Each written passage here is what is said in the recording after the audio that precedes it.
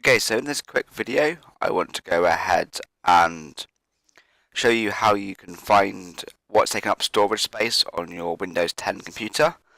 Beforehand, before Windows 10, you had to use third-party tools. I can't remember the name of one I used to use now, but it's nice to have this natively in Windows 10.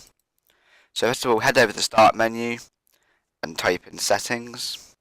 And you want to make sure it's this Settings here, because there are another one somewhere in Windows 10.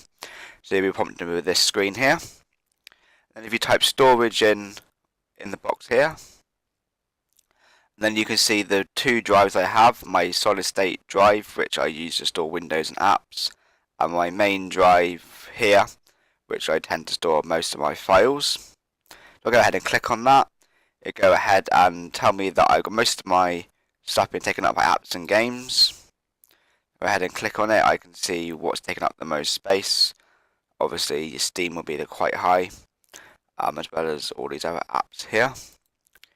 And I can also click on videos.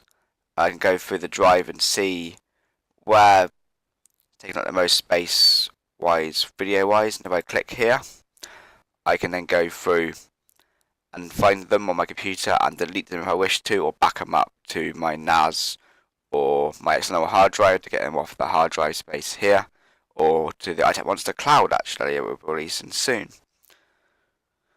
But that's a quick and easy way on how you guys can find what's taking up space on your hard disk.